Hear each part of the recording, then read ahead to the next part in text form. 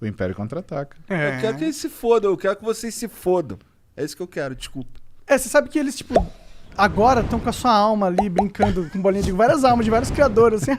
Será que eu deleto o canal desse cara aqui? Deleta aí. Duvido. Pelo amor de Deus, meu. Eu duvido, pô. Então tá bom, tá. É só porque o Muzi tá aqui do lado, ele não vai bater nem nos Não YouTube, é, não, cara. eu realmente duvido. Tá bom. Então, beleza, eu também duvido, na real. Então é isso, vai lá, manda mensagem pra gente. Eu falei de tudo? Falou.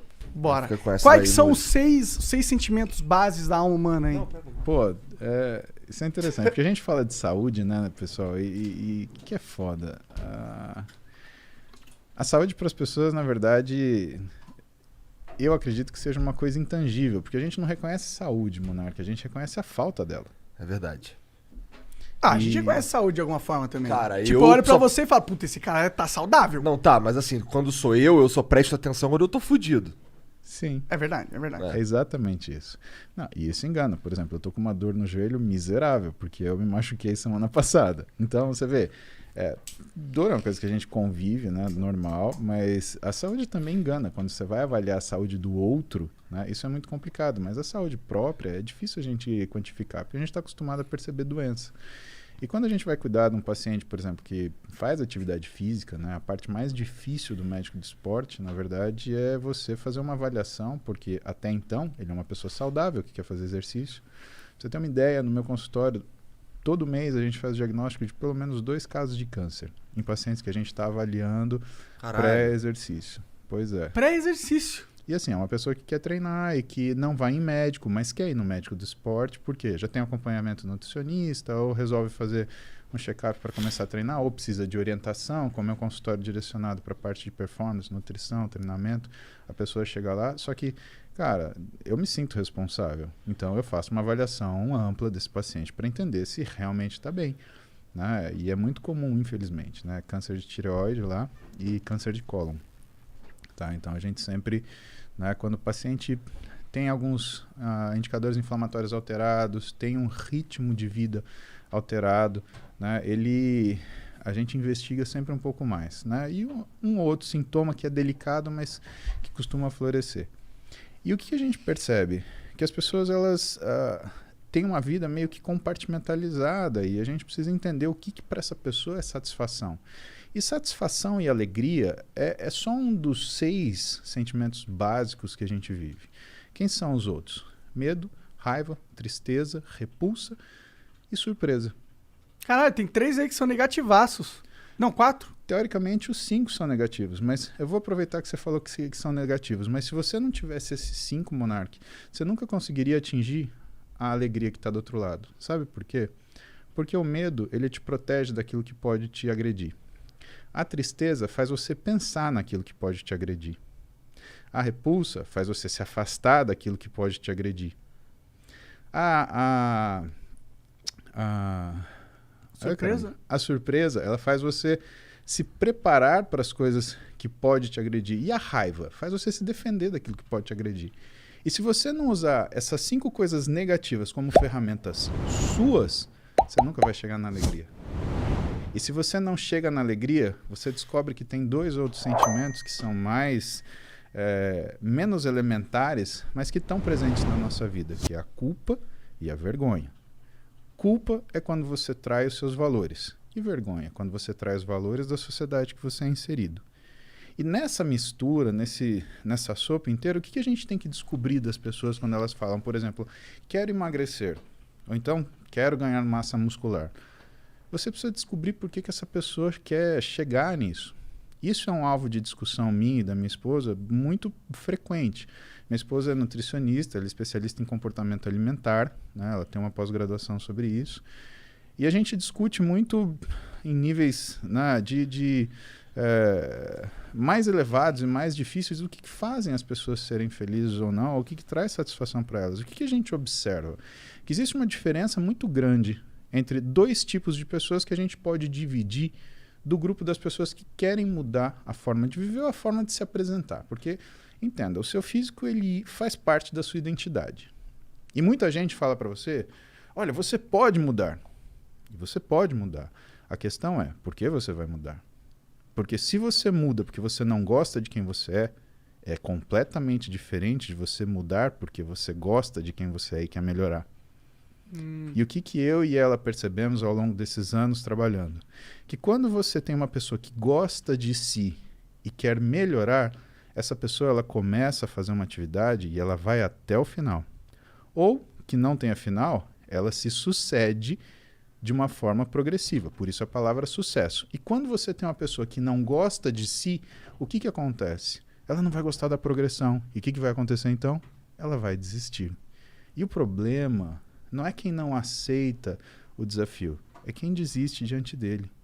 Porque o que faz com que você mude alguma coisa é consistência.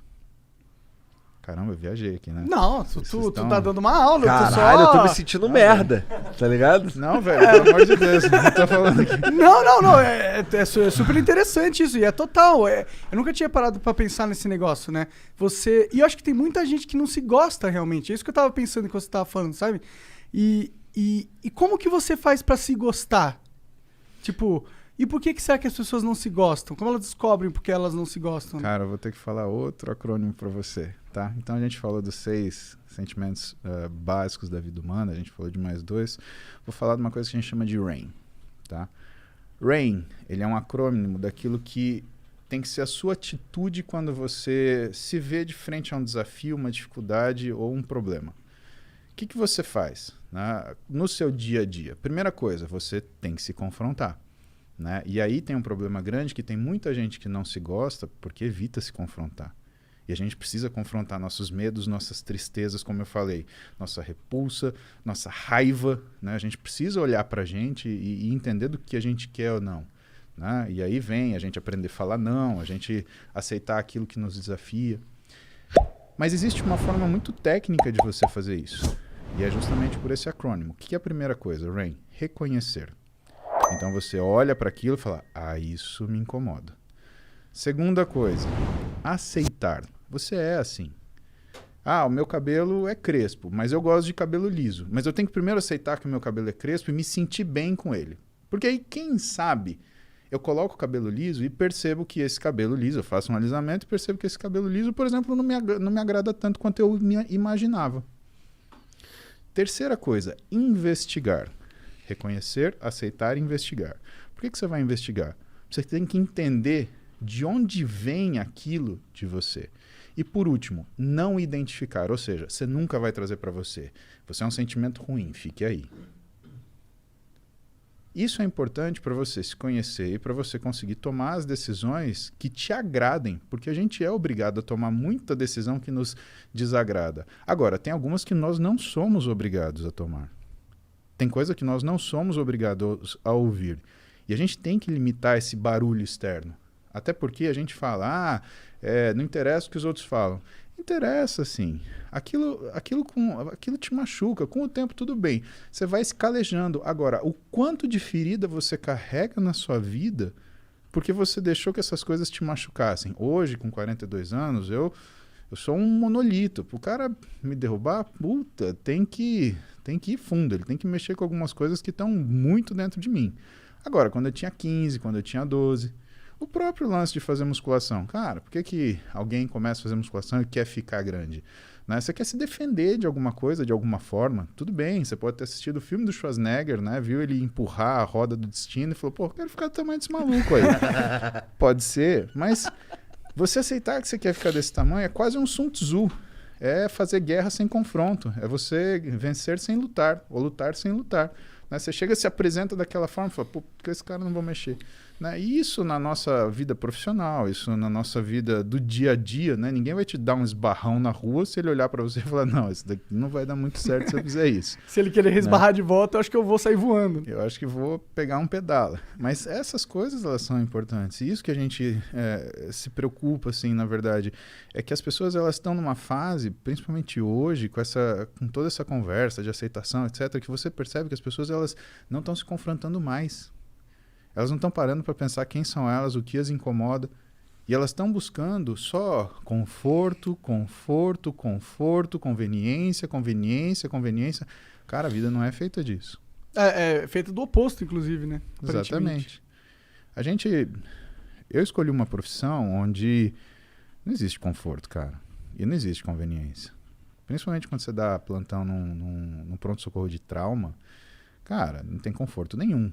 Você tá 3 da manhã, chegou o cara que caiu de moto, ele tá parecendo um quebra-cabeça de 2.000 peças.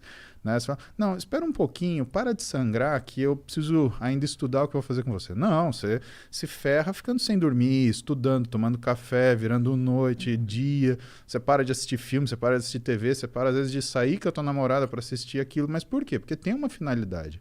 Não tem angústia maior para um médico do que olhar para um paciente e não ter ideia de onde ele começa a trabalhar. Isso é uma coisa impensável. Isso é uma coisa que move muitos de nós na faculdade de medicina. Né? Eu não tinha preocupação com prova, por exemplo, Monarca. Eu tinha preocupação quando o paciente fosse sentar na minha frente e falar assim, e aí, doutor, o que eu tenho? Cara, aquilo me dava um desespero que eu falava assim, eu tenho que saber das coisas. Isso a gente estava no primeiro ano passando numa matéria que chamava Introdução ao Hospital.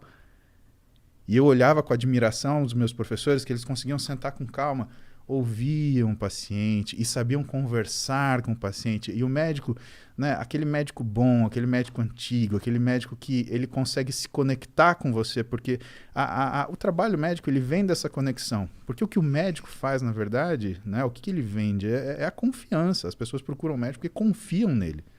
Não porque ele se formou no melhor lugar, ou porque ele tem a quantidade de diploma, ou porque ele fez... Não, porque confiam nele, né? E esses professores, eles sentavam com as pessoas e, assim, do jeito que a gente está sentando hoje, tudo bem, Maria, como é que vai você? O que está acontecendo com você? Não, mas antes, me conta um pouquinho da sua vida. Cara, aquilo era sensacional. Aí você descobria que você não pode tratar o paciente igual está escrito no livro de semiologia, como se fosse uma lista de ticar. Dor de barriga? Dor de cabeça? Tá caindo um dente? Tá caindo cabelo? Não é isso, cara. É uma coisa muito mais profunda. E isso, com o tempo, vai fazendo a gente entender que a gente tem que entender da pessoa, entender uma série de coisas. Mas o motivo principal, né, do desconforto inicial, e aí, de novo, a gente usa aquilo que desconforta a gente como ferramenta para a gente evoluir, é esse. E se você encontra pessoas que são fracas, o que vai acontecer? Elas vão fugir desse desconforto e não vão conseguir fazer o mínimo. É aquela história que hoje é clichê. Tempos difíceis geram pessoas fortes. Pessoas fortes geram tempos fáceis. Tempos fáceis geram pessoas fracas. E pessoas fracas geram tempos difíceis. E o ciclo se repete. Que geração que a gente está?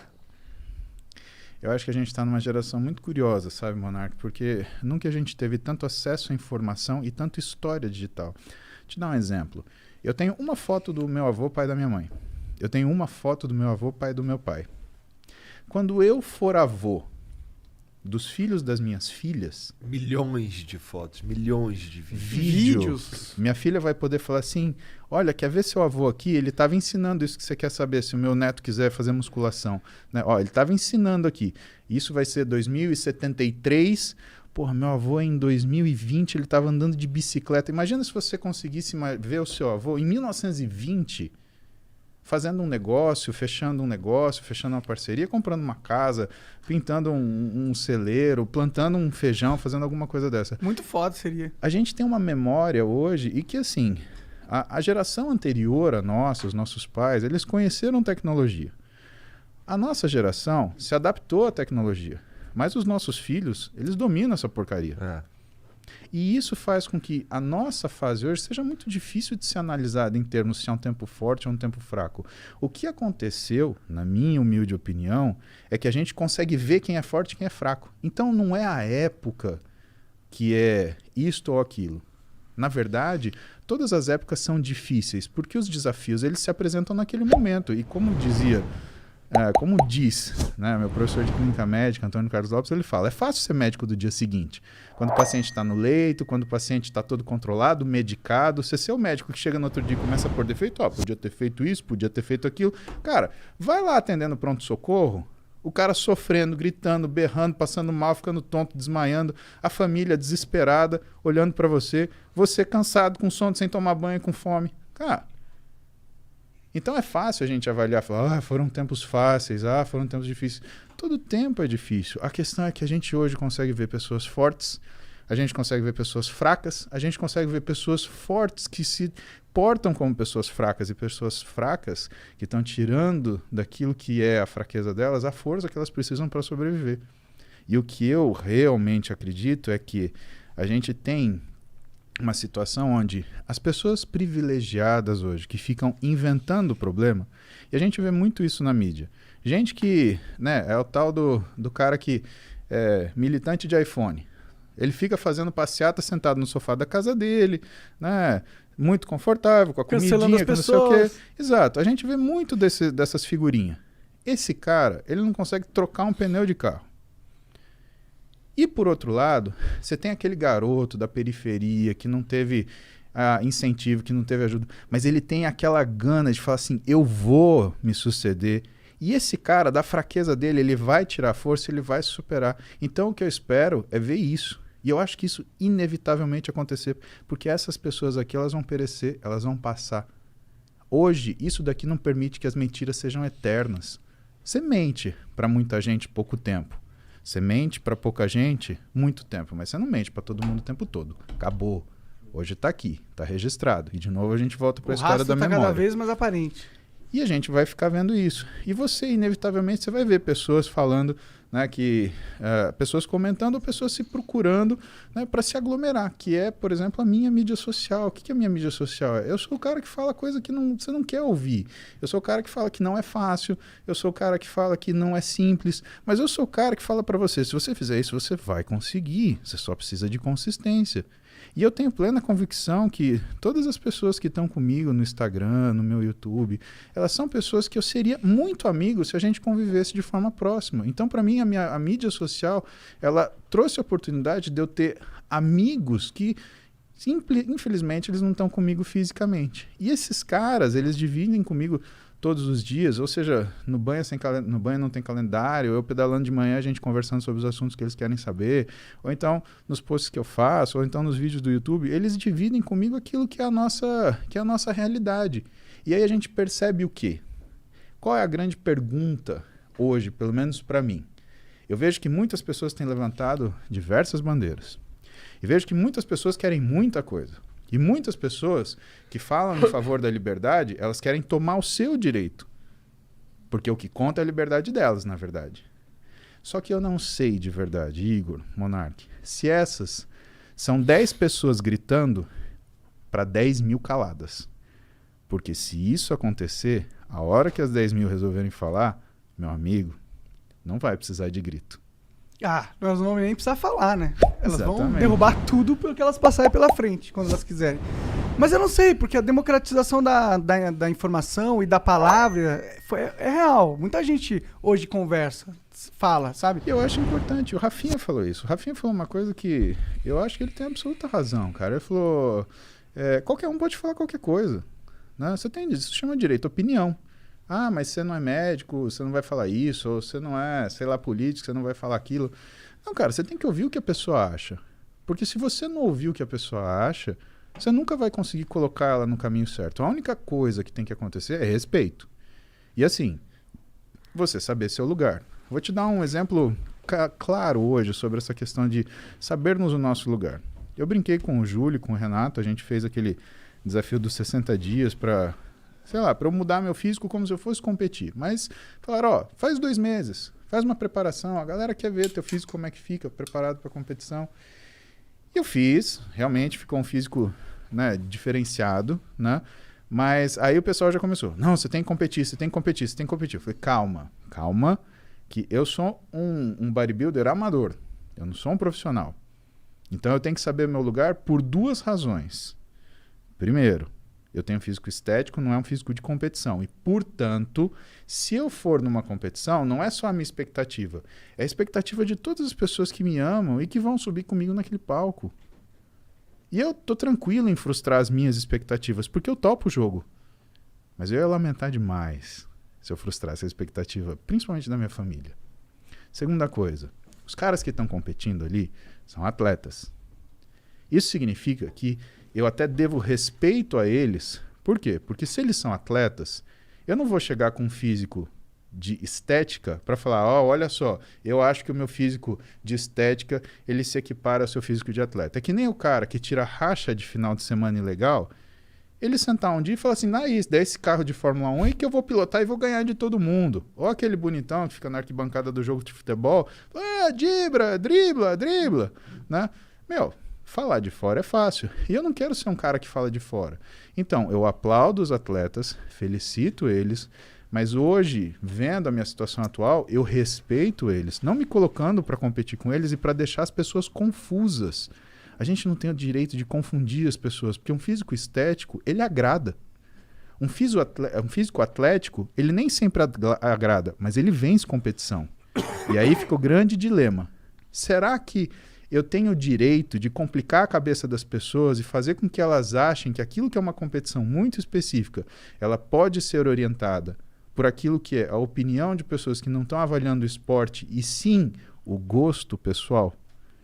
Então isso é um exemplo disso. Entendi. Você, tipo, não quis comprar o hype dos seus fãs e achar que você ia ser o Mr. Olímpio. Eu acho que eu não posso fazer isso, na verdade. Se eu tivesse um físico competitivo, isso é outra coisa. Mas a questão é, hoje, né, chegar num físico competitivo tem uma série de situações que vão gerar e que talvez não sejam boas para mim. Talvez, né, eu vá gastar com isso, do ponto de vista de esforço pessoal, muito mais do que eu realmente vou ganhar. Você já é Sim. médico, né? Que é a minha função, que é o meu coração, cara. E é um puta médico, né? É o que dizem, pelo menos. Pois é.